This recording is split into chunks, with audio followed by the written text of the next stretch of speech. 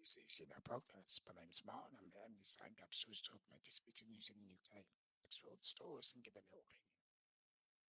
With other news sites out there for disputed news, several people news affects our lives. It's still underreported. And Germany, as many of us already know, we are underrepresented in the media. It's the MD's podcast, so they'll have to try and address this balance.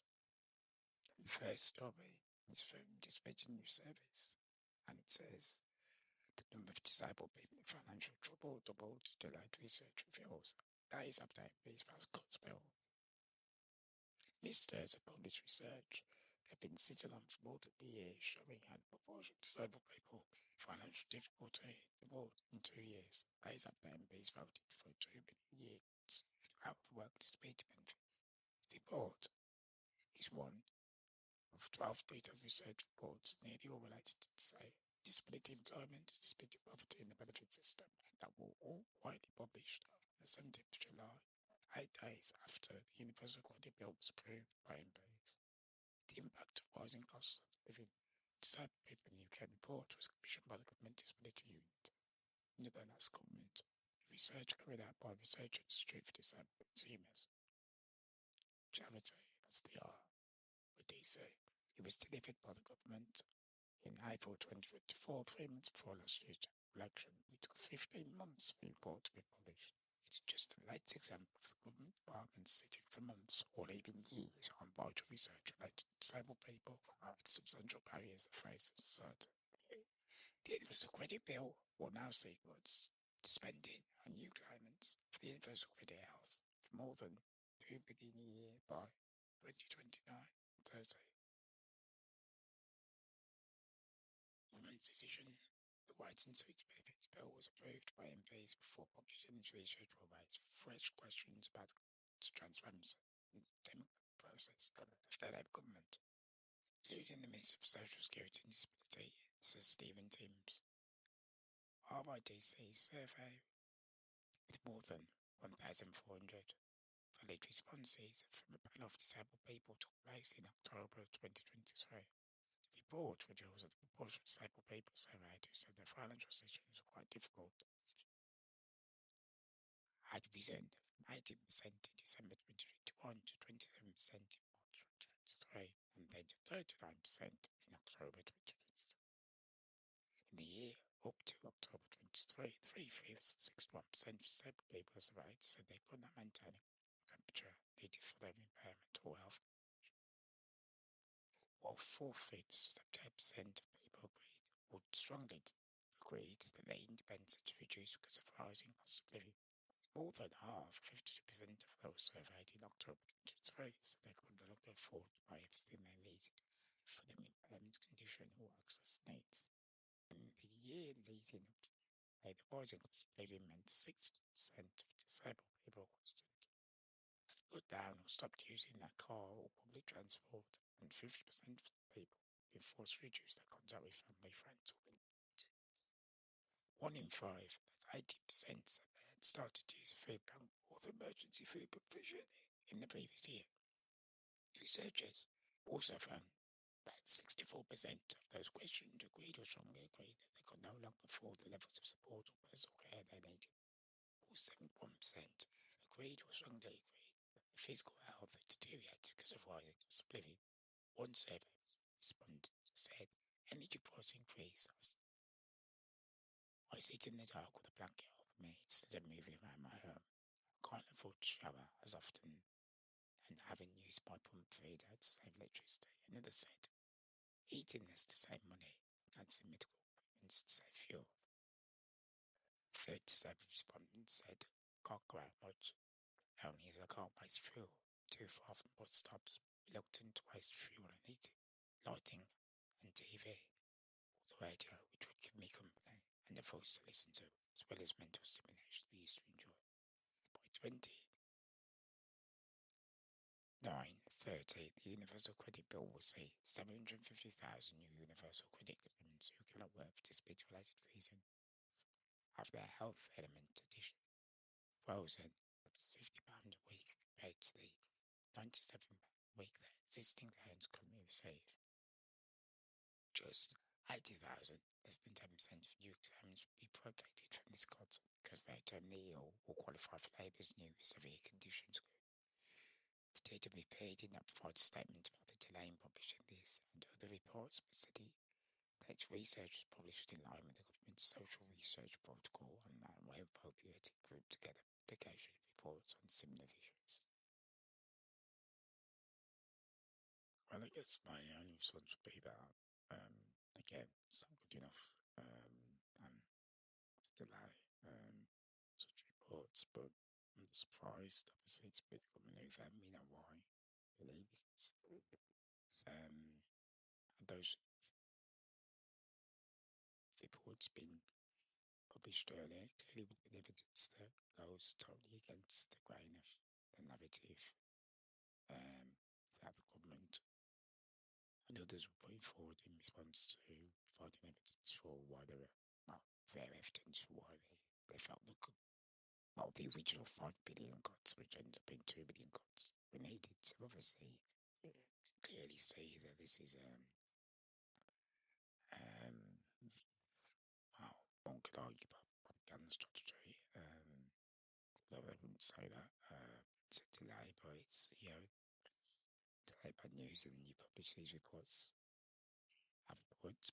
So again, will be ammunition for those who are trying to fight against further cuts, and also possibly even further down the line try and argue against kind of revisiting the decision to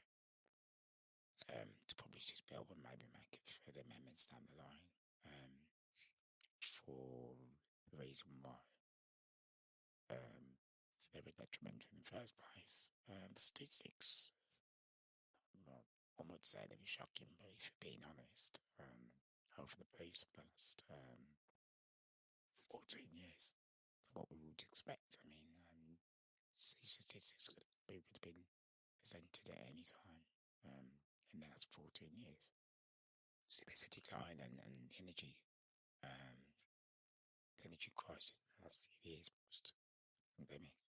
So I did significantly to that. To be honest, again, like I said, previous 14 years of cuts, have led to a decline in, obviously, in everybody's finances, but disabled people's. And let's be honest, even before cuts of 2009 and onwards, even in the boom years of the early 2000s, the disabled people with incomes in general for the majority of benefits never great. I mean, obviously the fact that people have to rely on benefits means that it's, they're not there to provide an income that will give you a luxurious life, but even in terms of self-sustaining, it wasn't as if they were able to, even in the boom years, give disabled people a life that would put them well above the poverty line. They were always in some kind of poverty, just everything's relative in terms of the economic state of the times, but the benefit threshold will always just allow someone to be on a level of poverty, despite what people will have you say, and their political rhetoric will have you believe, should I say. Well, what's the solution to this? Well, obviously, things are going to change for the better until maybe a few welfare system, and also I've said a million times, nothing will really change until they rebuild the whole system and rebuild and rethink the employment system, especially for disabled people, and what is impossible and flexibility at work, etc. and so forth. And also, obviously, therefore, economic strategy in this country for everyone in general, because as I've said many times for on episodes, that those getting increasing for a reason. Everything's been blamed on young people. This pandemic for the rise in claimants, and yes, there's evidence in terms of the increase in young people. But if you've got an most people that work are working to live, to barely survive, and working every hour's consent, and they're still trying to raise a family and so forth. And rental crisis, housing crisis. You've got young people that can't even get stable employment. The university system is literally strong. There's rise of payday lenders, etc., and so forth. Increasing debt, similar to what led to '08 crash. It's it's fuel for health problems. Whether they be physical or mental, so nothing's going to improve until wholesale changes politically made to the economic strategy of this country. And the problem with that is that there's no, I don't really think there's a serious appetite, because it's not in the majority of top 1%. And let's not forget the 1% in the corporations that feed this country on, lobbying, etc., and so forth. That's what, that massive say in the political direction of this country. And not only that, is if there was an political appetite for certain parties and politicians, it just isn't the political strategy out there. Like I say, I think, like I've said again previously, that really, in terms of ambition, in terms of strategy, we just think of recycling the same old policies, whether left or right. That's 40 years. Few policies seem just to be a rehash of the previous one, and we need new ideas. New ideas for our modern world. It's got ideas and physical strategies, and just don't think anywhere near getting them from common political system, left, right, not all down. Next stories from the BBC, and it says rapper Gigs releases song with son after opening up about autism. The rapper Gigs and his son Mal have dropped a new track together, which is on their experiences of autism. Bear, My Own Motion, a remix of a song featuring written piece by ML, explores themes of struggling to fit in and having to do things different. Giggs says his son's openness about his autism diagnosis led the veteran UK hip-hop star to find that he was audition. He recently told BBC News Night that understanding when he was younger made him feel like he was bad and he didn't want his children to fall the same way. He was always getting in trouble, he told the programme. Always used to answer back, get kicked out of class every single day until I thought, well, I'm bad.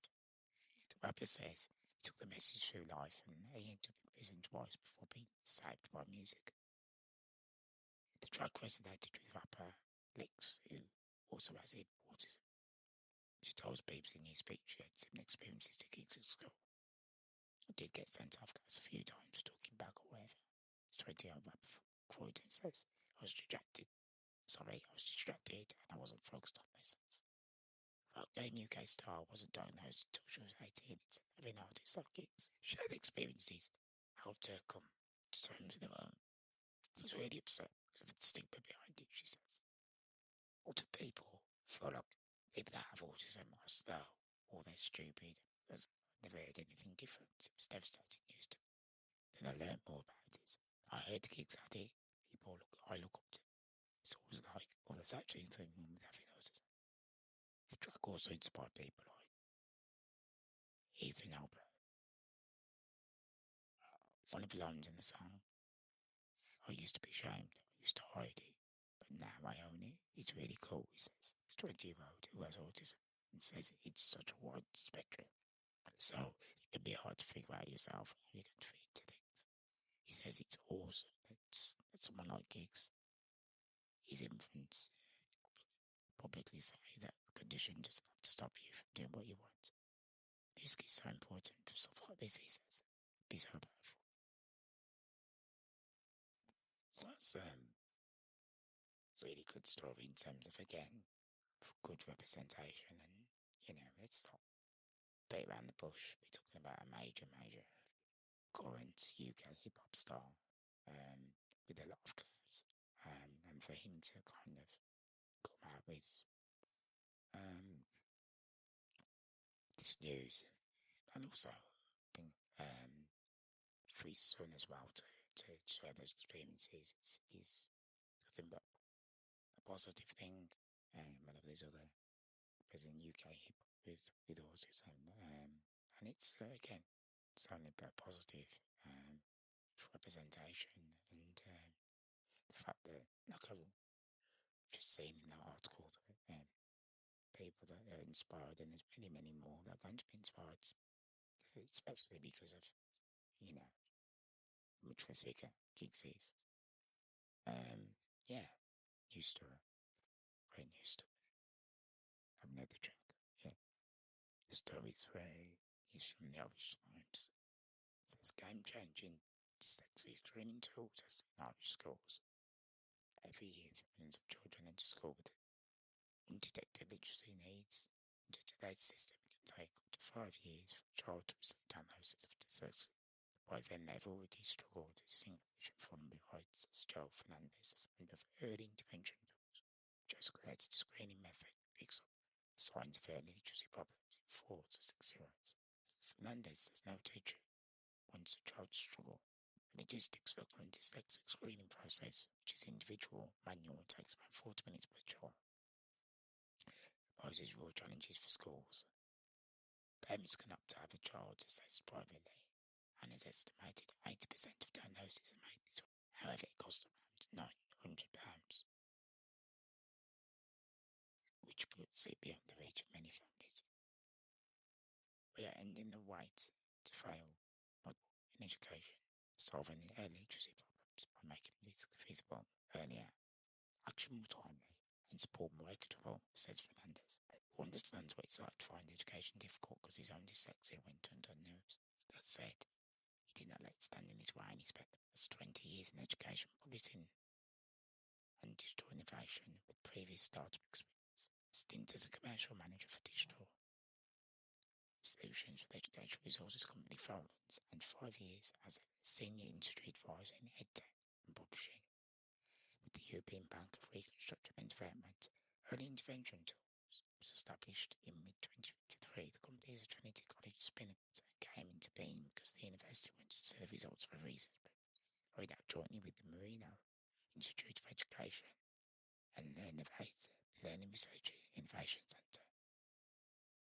The commercial potential project had produced some IP, which Fernandez licensed, and the company then embarked on a development phase to build out and scale its technologies. A group of schools signed up for the initial pilot, and having seen how the system could transform assessments into taking days into weeks, they quickly converted it to paying customers. Since then, sign-ups have gathered momentum largely by word of mouth and through webinars. Teachers had chosen not to engage with the assessment process, not because they didn't want to, because they didn't have the bandwidth. It quickly became apparent that we cracked the problem with letting the teacher, without adding to the teacher workload. And as the researchers exposed a critical flaw in how early literacy and dyslexia risk are assessed. In short, too late, too many, too inconsistent. So our system, which is called the Alapaka Assessing Letter and Phonetic Awareness class assistant, was designed to fix this by using AI to capture difficult singles at scale. Alapaka is not a test, it's an AI-enabled decision support tool. It's inclusive, universal, and offers real-time diagnosis and intervention tracking. In practice, Alapaka works like a normal screen-based game. Children wear headphones, play the game with Archie the Alapaka, without even knowing they're being assessed. Each child plays on the phone. The system can screen 6 children in 20 minutes and provide an instant insight into the function of research. The idea is that schools use Alapaka to screen pupils 3 times a year in the first 2 years of their formal education. Dashboards show teachers what's working for them and where they need to intervene. What makes Alapaka different is not just speed, it's the system. It transforms while integrating Sims into existing classroom routines. Fernandez says, model analysis, early learning data for children probable pathway to dyslexia, and longitude tracking enable schools to monitor growth and not just capture snapshots. Says this year the company is hoping to screen 30,000 junior, senior infants across Ireland. Alpaca is a fully web-based and sold to schools on a SaaS basis. The system will travel the public optimization for language course Britain and the UAE are the market's most as insights. Been interested to see the future of this piece of software. Sorry, that sounded a bit like an advert then. I was literally reading the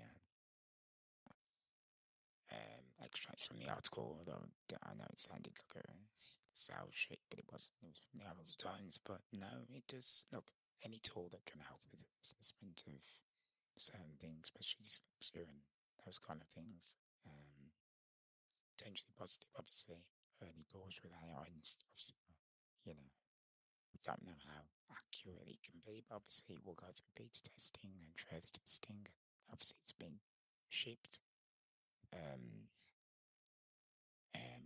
as things stand, but obviously, like all software, there's updates, etc., and so forth as well.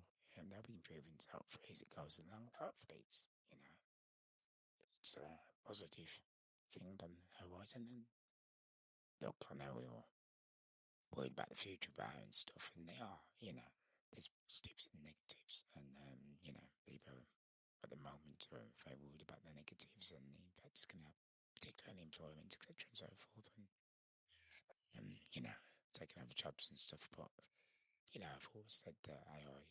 Let's look at the benefits, and particularly for disabled people, I think those with the ability to, especially with no coding apps and stuff. And again, they're not as easy as ever makes it. Those are want to promote them, make out, but things like these, such as apps that will help people, disabled people in their lives, in various ways. As long as they're as good as they've been able to as this, that's the positive that AI can give you. The final story comes from the BBC, and the headline is Chess Tournament for Visually Impaired takes place. Chess tournament for blind and visually impaired people that has been running for 3 decades has attracted players from around the world. The event, organised by the Braille Chess Association, is taking place in Bournemouth Doors. Company competitor Abby Baker said, "I wanted to find something to do which meant I could be relatively good at it without a huge amount of sighted help." Taking place in Marsham Court Hotel until Saturday, Miss Baker is taking on players from as far as Austria and the United States. "If I make a really bad move, it's a product of my own mind. Wind input plays there," she said, as opposed to the sighted chess, which is played in a single board. Each player in the tournament has their own board. Players announce their moves to each other and replicate their opponent's move on their own board.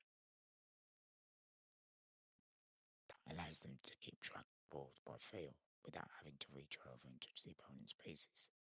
Boards are also adapted to visually impaired people with raised tiles and tactile pieces. One participant, Marilyn Bland, travelled to the event from Texas in the United States. She says, "I'm enjoying meeting people all the time. I've been speaking with Skype over the years. Philosopher first came because of an oversight on my part. I've drawn all my other games, so I'm happy so far." John Jenkins has organised 4 of the tournaments. I've been playing chess for 70 years now, probably getting slowly worse. No game is ever the same. I'd recommend it to anybody, particularly for children, because it teaches them so much about concentration and problem solving. All of these people I hear are blind, but they're resilient. They just want to get on with it and enjoy playing chess. And sounds like a really good event. Again, it's good to see the expansion of adapted sports for various impairments. Hopefully this will end up a Paralympic sport or something. Because again, I don't think of the old debate is darts and chess and things like that. Are they games or are they sports? They're sports in their own way. We know. Well, chess has been treated like a sport. There's still some people that argue one or the other, but there's a chess grandmasters in history, so hopefully there should be a visually impaired grandmaster. So yeah, again, and there's a representation, and hopefully, some funds get behind it to kind of give it some push, and expand the sport and get more people involved. And that's all for this episode. Thank you for joining us. Take care.